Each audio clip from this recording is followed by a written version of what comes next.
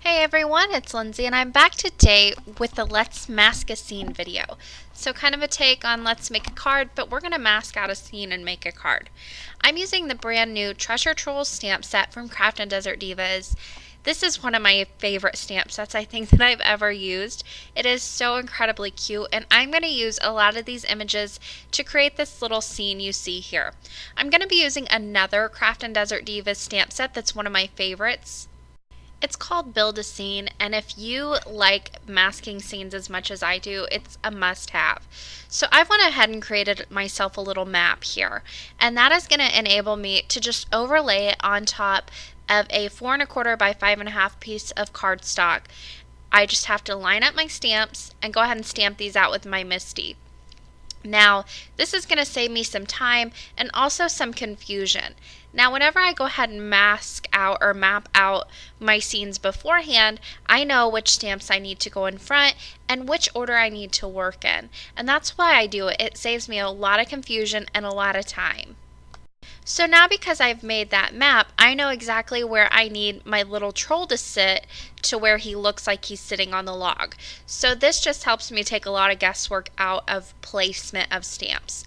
So I went ahead and I stamped my two little trolls, masked them off with some masking paper, and now I'm going to bring in that Build a Scene stamp set. Now I'll be using several of the stamps from this set. Now the first thing I'm going to stamp is that little log that the troll is sitting on. Again, because I planned this out, I don't have any guesswork about where this needs to go. So I'll just go ahead and lay that over the stamp that I have made on that map, and then I can go ahead and also stamp this bush at the same time, so I can get quite a lot done in one stamping rather than going back and forth between each stamp.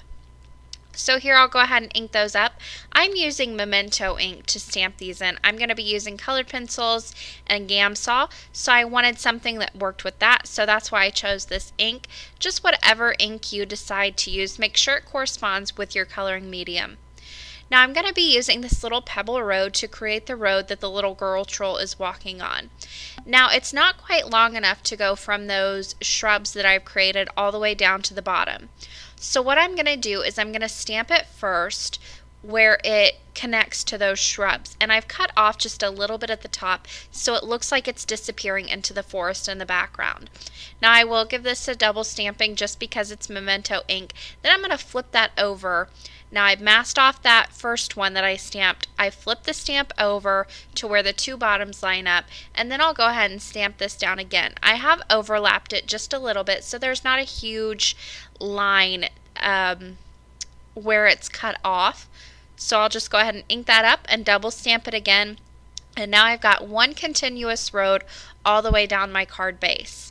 Now for the background, I wanted quite a few trees. You didn't see me stamp all those shrubs, but I did essentially 2 rows of them. And now I'm going to be doing 2 rows of trees.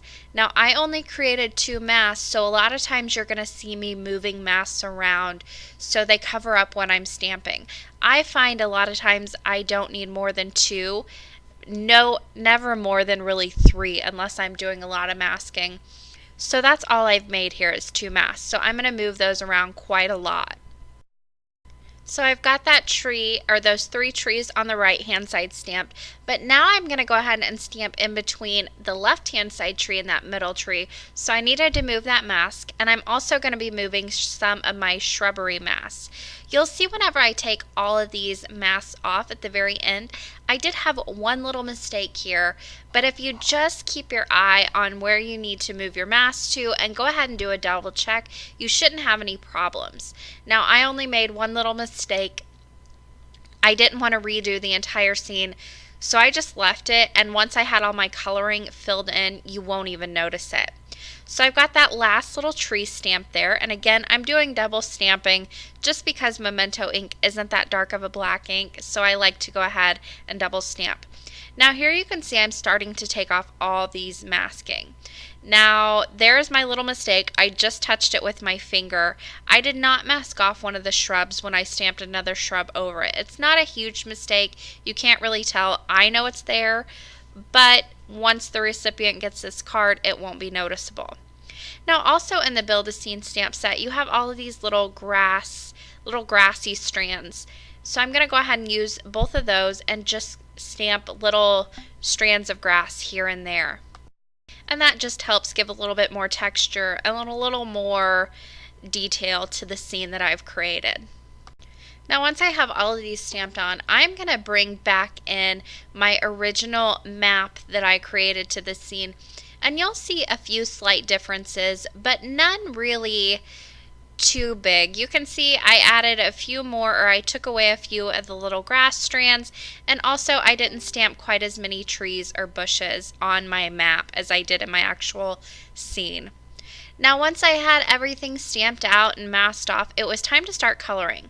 So I'm going to be using my Prismacolor colored pencils and my Gamsol blending stumps to blend these out. Now I said this on another video, if I haven't posted it yet though, if you have trouble coloring in these trolls, you can just Google trolls and it will give you a ton of different color combinations you can use. The great thing about the troll images are they aren't real, so you can kind of mix and match and color them whatever colors you might want to use and it will be okay. So I have a lot of green in this scene, so I'm going to be using quite a lot of different color combinations of green for this scene. I don't want to use the same color of green on the bushes, on the trees, and on the grass. It would just overtake the entire scene and be way too much. So I used a lighter, more vibrant green on the actual bushes and added some shading in with a darker green. Now that darker green I'm going to go ahead and bring up to the trees, and then I'll use an even darker green to shade those in. And that's going to allow me to carry that darker color from the bushes up to the trees, so it's not a completely different shade of green set here. I'm just bringing the darkest up from the ground to the trees. Now I did use the same color browns on the little log that the troll is sitting on and also on the tree bases themselves, and then I brought more of a yellow green in for the grass. However, that darker green that I used on the trees kind of goes along with the tone of that yellow shade of grass, so I was able to bring it down and shade my grass with it. So again, I'm just carrying different shades of green throughout the entire card front, so it's not too out of place. Now for the stones, I used some grays, and then I'm going to be using some darker grays to shade those in, just to give it a little bit more depth. And then for my little trolls, I went ahead and colored the girl pink, and she is two different shades of pink. She's got some yellow for her outfit, and then I brought her shade of hair down to her shoes. I'm going to do the same thing on the boy. I used a lighter blue for his body, a darker blue for his hair. I used some green for his shirt, brought that down to his shoes, and did some khaki pants. Then I added some sky in the background with a few different shades of blue to finish off coloring this scene in. Now I had spent all that time coloring the scene, and I did not want to cover up any of the coloring. I didn't want to stamp directly on my card base. Whenever I stamp over wax, I have a hard time with getting it to dry, so I wanted to go ahead and put a vellum overlay with my sentiment on top of that. So I cut a piece of vellum that is about 1.5 inches wide, and I'm going to be using the Wishful Thoughts stamp set to stamp down my sentiment on that. Now I have already wrapped this around my card front just to make sure that I got placement right with my sentiment. And then I'll go ahead and ink up my sentiment. I'm using my Misty because I always like to double stamp on vellum. The first stamp you'll see is pretty dark, but it's not quite dark enough. And I do want to go ahead and go in and dry this afterwards too with my heat tool. I just don't show that in the video. So once I have that first stamp down, I did a double stamping, dried it with my heat tool, and then I'm going to attach this to my card front. Now in order to do that, I like to put 2 pieces of double-sided adhesive on both sides of the edge. So I just put those down, I'll remove the backing paper, and then I can wrap that vellum sentiment all the way around the card front so none of the adhesive is showing through. Now whenever I do this, I do like to make sure it is straight on the card base. I've already done that beforehand whenever I wrap the vellum around the first time, and that also helped with my placement too. But here you can see I can just wrap that around, and if you have trouble getting it straight, just use a T-square ruler, or I use my cutting grid that's behind me to really get that straight. Now Craft and Desert Divas, as well as this little troll set they released, there's also this great sequin set that really matches well with these trolls. So I'm going to be using it. Now there are all different shades of, or different colors of sequins. You've got some pinks, some greens, silvers, and blues, and then there's also tiny seed beads in here as well.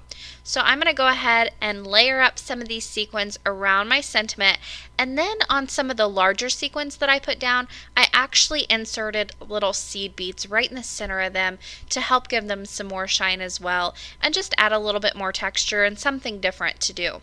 Now to secure these all down, I'm using glossy accents, and I'm actually using my quick sticks tool to help me get these placed down and to keep my glue out of the fingers and all over my card front. So once I had those glued down, I moved on to putting my card front on a card base. Now if I would have been thinking, I would have done this first, but I didn't. So I went ahead and adhered the adhesive onto the actual A2 top folding card base that I made, and then I'll just lay down that panel right on top of the card base. So if you forget like me, you can get around it by just adhering the adhesive onto the card base and then putting down your actual card front. Now, I found that I had some trouble with my little flaps on the back getting in the way, so I'm just going to use my scissors and trim those off. You can do this beforehand. I thought it would be okay, but they kept getting in the way of me trying to get this in place just perfectly. So I just snipped those off, and then I can go ahead and lay this down, and it will be perfectly straight because I don't have those getting in my way. But once I had that adhered down, this card was finished. I hope you guys enjoyed this video and a closer look at masking a scene. As always, I will leave you with this close-up and just a few pictures of the finished card.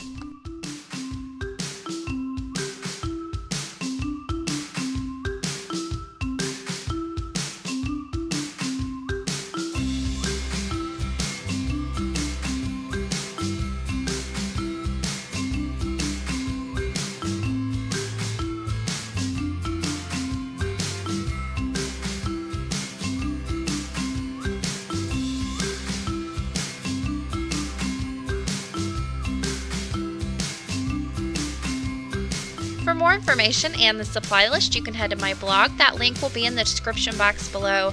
Thank you guys for watching today, and happy crafting!